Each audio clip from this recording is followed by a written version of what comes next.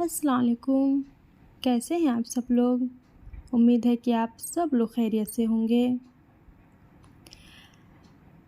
Please आप लोग fan की आवाज़ को इग्नोर करें और नॉवेल एंजॉय करें। अरीश शाह का नॉवेल शुरू करते हैं।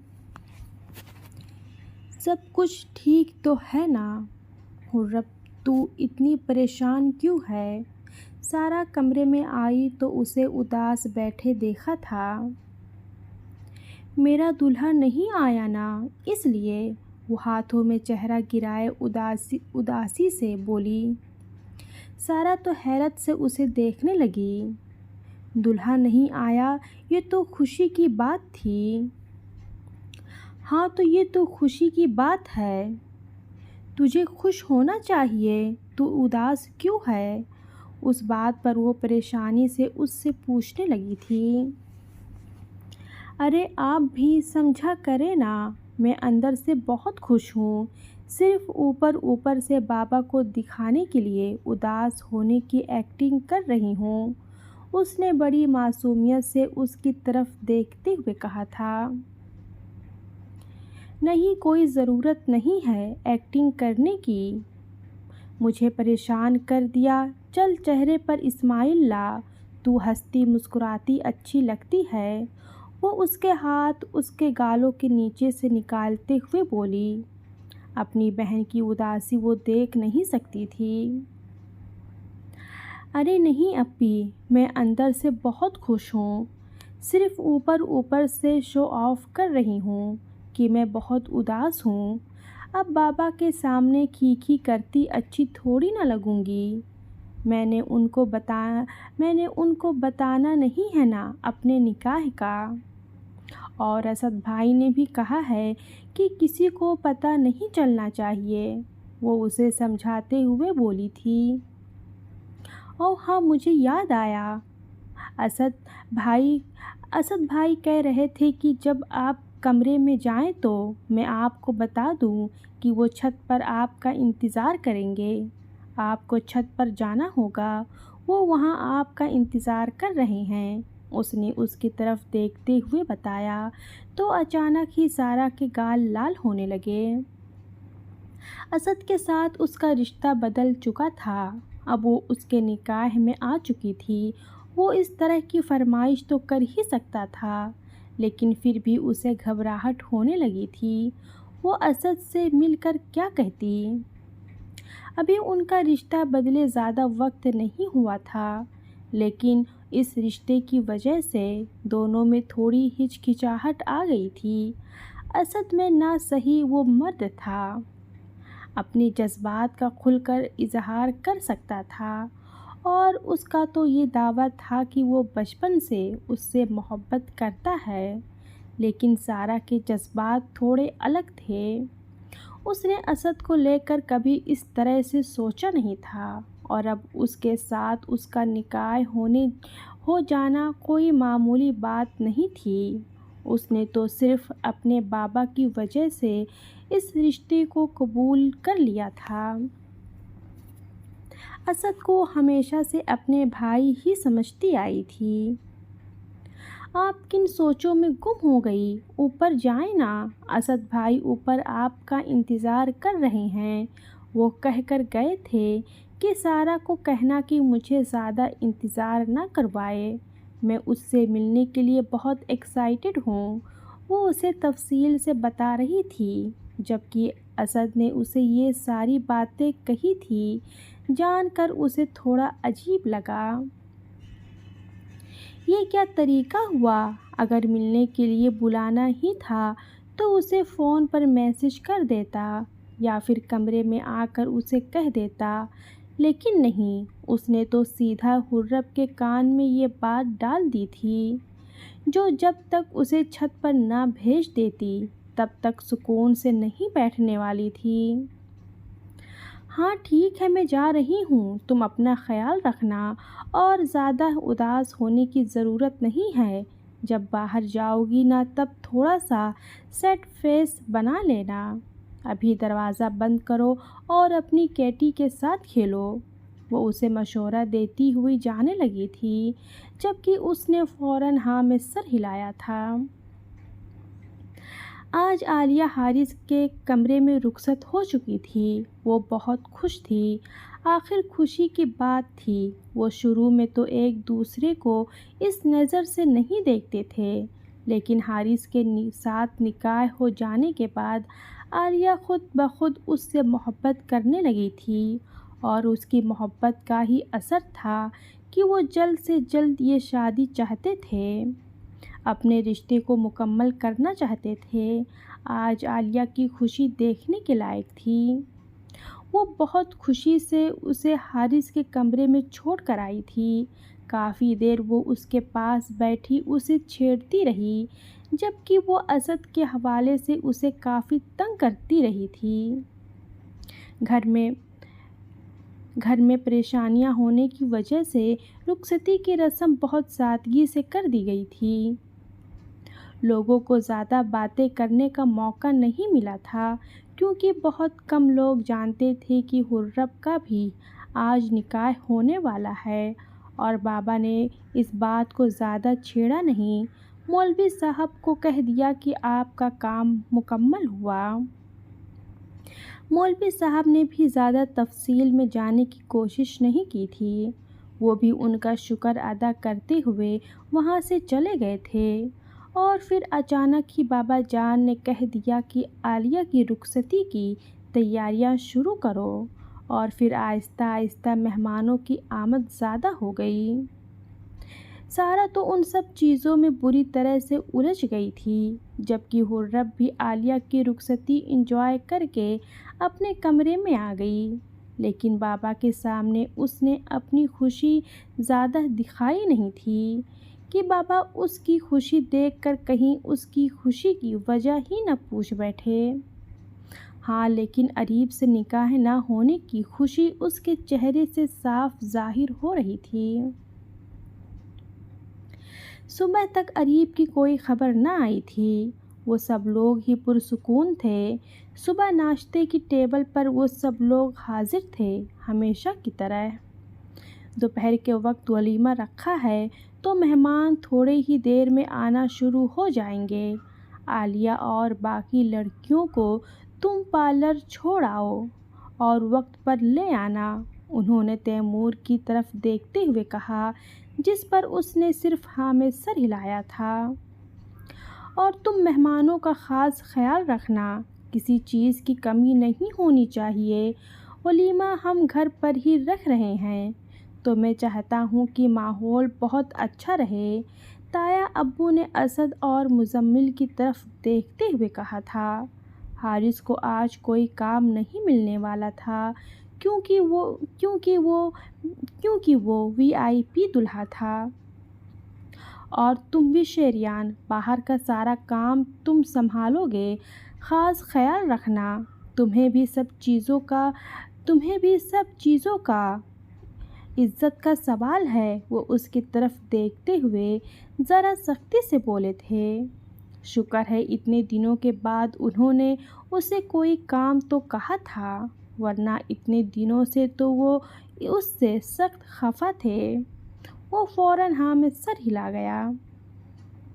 जी जी ताया अब्बू, आपको फ़िक्र करने की ज़रूरत नहीं है, हम सब कुछ संभाल लेंगे, उसने यकीन से कहा था, जबकि वो भी कुछ हद तक बेफिक्र होते अपने किसी ज़रूरी काम के लिए निकल गए थे। उनके कुछ दोस्त आज लंदन से आने वाले थे। वो शादी में तो शरीक नहीं हो सके, लेकिन वलीमे में वो शिरकत कर रहे थे, इसलिए वो खुद ही उन्हें एयरपोर्ट से लेने के लिए चले गए थे। जबकि दादा जान शेरियान को देख रहे थे, जो कुछ ज़्यादा ही फर्मा बरदारी का मुजाहरा कर रहा था। उसे एक आदत थी, अगर कोई उससे सीधे मुँह बात नहीं करता था तो आगे से शेरियान का अंदाज़ा भी दिया ही रहता था। लेकिन वो नोट कर रहे थे कि जाकिर और शेरियान के मामले में थोड़ा अलग सा सिलसिला चल रहा था। जाकिर नाराज़गी दिखा रहा था और शेरियान फर्माबरदारी से नाराज़गी को कबूल कर रहा था, बल्कि उन्हें मनाने की कोशिश भी जारी रखे हुए था। न जाने क्यों उन्हें लग रहा था कि उसने कुछ न कुछ गलत किया है। तुम नाश्ता करके ज़रा मेरे कमरे में आना, मुझे तुमसे कुछ बात करनी है, वो उसकी तरफ देखते हुए बोले। तो वो भी हाँ में सर हिला गया था, जबकि वो उठकर अपने कमरे की तरफ चले गए थे। दादा जान, आपने बुलाया, खैरियत तो है? क्या आपको भी मुझसे कोई काम कहना है? वो उसके पास ज़मीन पर बैठते हुए उनसे सवाल करने लगा था, जबकि वो हैरत से उसे देख रहे थे। हाँ बेटा, मेरी तरफ से तो सब कुछ ठीक है, लेकिन तुम्हारी तरफ से सब कुछ ठीक है या नहीं, ये मुझे तुम बताओ, आखिर हुआ क्या है?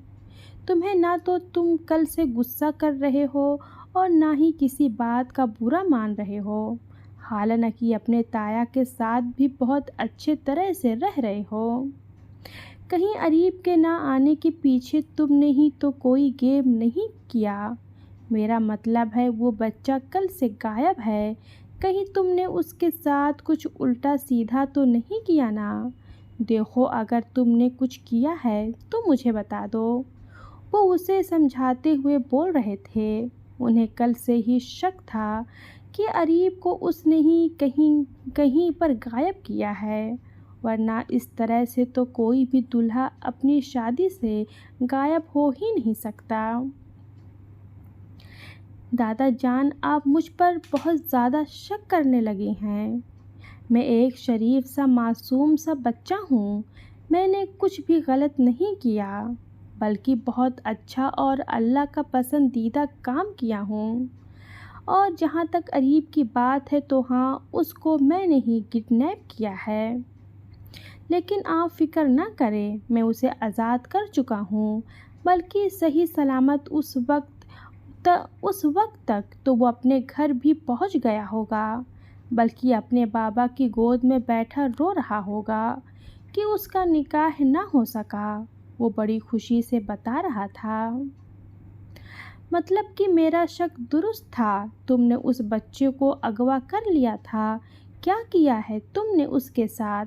कहीं तुमने उसे मारा पीटा तो नहीं? देखो, जो भी बात है मुझे साफ साफ बता दो।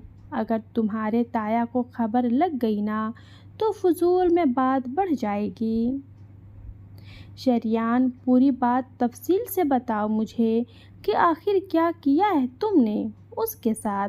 वो काफ़ी परेशानी से पूछ रहे थे। अरे दादा जान, आप भी ना, मैं क्या करूँगा किसी मासूम बच्चे के साथ? मैंने कुछ भी नहीं किया, बल्कि हम पांचों ने मिलकर उसे अगवा किया, बल्कि बिल्कुल भी उसे कोई नुकसान नहीं पहुंचाया। बस थोड़ा सा डराया धमकाया और कह दिया कि हुर्रम से निकाह की सोच भी तुम्हारे दिमाग में नहीं आनी चाहिए, वरना तुम्हारा अंजाम बहुत बुरा होगा। बच्चा बहुत डर गया था। सुबह होते ही हम लोगों ने उसे उस वादे पर घर भेज दिया कि वो यहाँ से सीधा अमेरिका जाएगा। घर आने के बारे में तो सोचेगा भी नहीं, और उसने वादा किया है कि बिल्कुल ऐसा ही होगा। वो उनकी तरफ देखते हुए बड़े मज़े से उन्हें पूरी बात बता रहा था, जबकि दादा जान तो अब मज़ीद परेशान हो गए थे। और अगर उसने ये बात तुम्हारे ताया अब्बू को बता दी, तो वो परेशानी से कहने लगे, जबकि वो मुस्कुरा उठा। वो इतना ज़्यादा डर गया था ना कि ताया अब्बू तक इस बात को पहुंचने की कोई चांस ही नहीं है। आप बिल्कुल बेफिक्र हो जाएं और ये सोचें कि मेरा और हुर्रब का ब्याह हो गया। वो बड़ी खुशी से उनसे कह रहा था। कुछ नहीं होगा, जो तुम्हारे करतूत है ना, आजकल तुमने बस पिटना है अपने ताया के हाथों। यहाँ मैं तुम्हारा निकाह करवाने की कोशिश करना चाहता हूँ, और वहाँ तुम उल्टे सीधे काम कर रहे हो। अगर ये बात तुम्हारे ताया के कान तक पहुंच गई ना तो फिर अपना हाल देख लेना। अरे दादा जान, मैं क्या अपने ससुर जी से डरता हूँ? आप फिजूल में परेशान हो रहे हैं। और अब आप निकाह की टेंशन ना लें क्योंकि निकाह हो चुका है। मेरा मतलब है कि ताया जान की फजूल ज़िद को देखते हुए तैमूर ने मेरा और हुर्रब का निकाह करवा दिया है। वो बड़ी खुशी से उनके सर पर धमाका कर चुका था। अरे अरे आप परेशान मत हो कि आप हमारे निकाह में शामिल नहीं थे। जब दूसरी दफ़ा निकाह होगा ना तब आप शामिल हो जाइएगा। हमने कौन सा किसी को ये बात बतानी है। मैं तो बस सिक्योरिटी चाहता था और तैमूर ने सिक्योरिटी दे दी। उसने पूरी तफसील से बात बताई थी, जबकि दादा जान तो और भी ज़्यादा परेशान हो गए थे।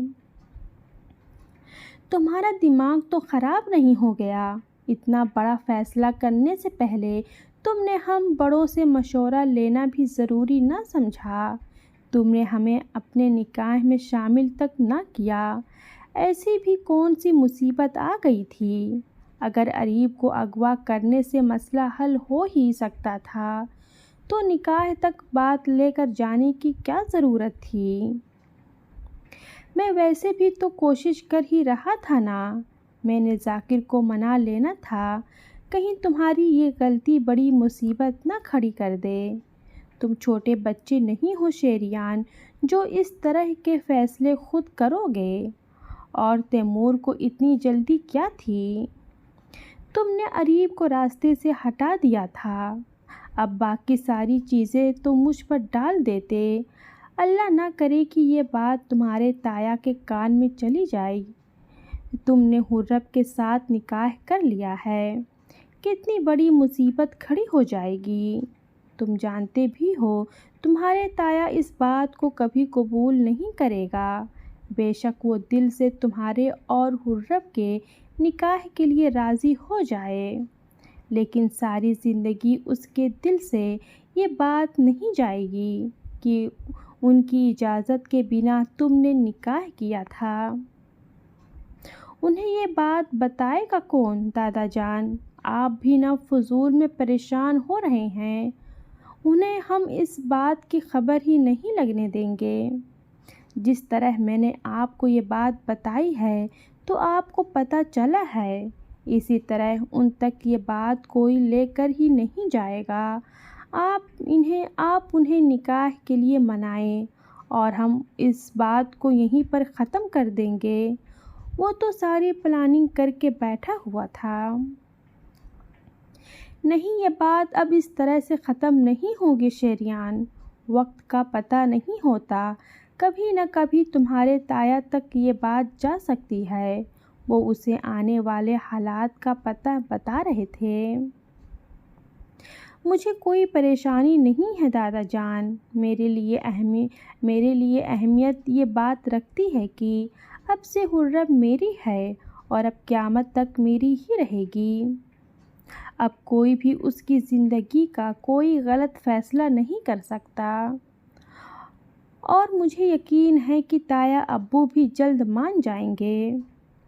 चले, अब आप परेशान मत हो, बल्कि बिल्कुल पुरसुकून हो जाएं। इंशाअल्लाह सब कुछ बिल्कुल ठीक होगा। आप थोड़ी देर आराम कर लीजिए। थोड़ी देर में वलीमे की रस्म शुरू हो जाएगी, तो उससे पहले आप अपनी मेडिसिन वगैरह लेकर थोड़ी देर सो जाएं। फिर मेहमानों के बीच आपको शायद आराम करने का मौका नहीं मिले, फजूल में थक जाएंगे। वो उन्हें मेडिसिन देते हुए कह रहा था, जबकि दादा जान उसके हाथों से मेडिसिन लेकर अपने मुंह में रख चुके थे। वो उन्हें पानी पिलाता कमरे से बाहर निकल आया था।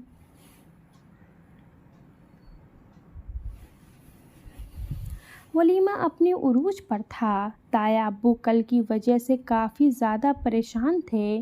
वो तो खुदा का शुक्र था कि हुर्रब का निकाह का फ़ैसला उन्होंने ऐन टाइम पर किया था और वो फ़ैसला वहीं पर ख़त्म भी हो गया। उन्हें अरीब से ऐसी उम्मीद हरगिज़ नहीं थी। जब वो पहली दफ़ा उससे मिले थे उन्हें वो बहुत अच्छा और शरीफ लड़का लगा था। उनकी तो मर्ज़ी सीधा निकाह करने की थी, लेकिन उन्हें उम्मीद ना थी कि वो लड़का उनके साथ ऐसा करेगा। शुक्र है कि उन्होंने कोई बड़ा फ़ैसला नहीं किया, वरना जिस तरह वो निकाह से गायब हो गया था, इसी तरह शादी से भी गायब होकर उनकी बदनामी करवा सकता था। वो अपनी ही सोचों में गुम थे जब उन्हें आबिद साहब के साथ वो अंतर आता नज़र आया। आबिद साहब उसका हाथ थामे उसे सीधा जाकिर साहब के सामने लेकर आए थे, जैसे कोई मुजरिम पकड़ कर लाता है। लेकिन जाकिर साहब को कोई गर्ज न था। अब तो वो उस लड़के के साथ अपनी बेटी की शादी के बारे में सोच भी नहीं सकते थे।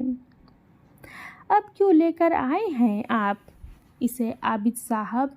कल उसने मेरी बदनामी करवाने में कोई कसर छोड़ी थी क्या, जो अब पूरी करेगा? उन्हें सख्त गुस्सा था इस पर, इसीलिए काफ़ी गुस्से से बोले। वो सब कुछ तो मैं नहीं जानता जाकिर साहब, लेकिन आपके भतीजे और बेटे ने शुक्र है मेरे बेटे की जान बख्श दी। उनका बस चलता तो उसे जान से मार डालते। अगर इतना ही आपकी बेटी का अफेयर अपने कज़िन से चल रहा है तो फजूल में मेरे बेटे को बीच में घसीटा ही क्यों? पहले अपनी बेटी से पूछ तो लेते कि शादी में उसकी मर्ज़ी शामिल भी है या नहीं। सिर्फ आपके भतीजे ही नहीं बल्कि बेटा भी शामिल था मेरे बच्चे को अगवा करने में। वो इतना खौफज़दा था कि कुछ बता ही नहीं रहा था। इतनी मुश्किल से मैंने सब कुछ पूछा है। इससे आपके बेटे और भतीजे ने मेरे बेटे को अगवा किया था ताकि वो हुर्रम के साथ निकाह न करे, और आप मुझे ही बातें सुना रहे हैं। वो काफ़ी गुस्से से बोले थे, जबकि वो उन्हें देखते रह गए। ऐसा कैसे मुमकिन था? उन्होंने गुस्से से उन सब को देखा था। आपको कोई गलत फहमी हुई है जनाब। मेरे घर के बच्चे ऐसे नहीं हैं। वो पूरे यकीन से बोले थे, जबकि वो पांचों एक दूसरे को देखने लगे।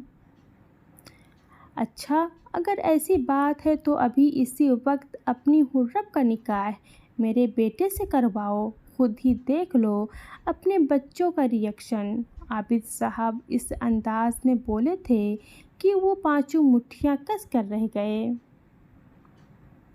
मुझे मेरे बच्चों पर पूरा यकीन है आबिद साहब, और यकीन तो ये है कि मुझे अरीब भी बहुत अच्छा लगता था अपनी हुर्रम के लिए, लेकिन इस तरह मैं अपनी बेटी की ज़िंदगी का फ़ैसला नहीं कर सकता। वो इनकार कर रहे थे। फ़ैसला नहीं कर सकते या अपने बच्चों पर एतबार नहीं कर सकते? ज़बान संभाल कर बात करें आबिद साहब। पहले देखें आप किसके सामने ज़बान लड़ा रहे हैं।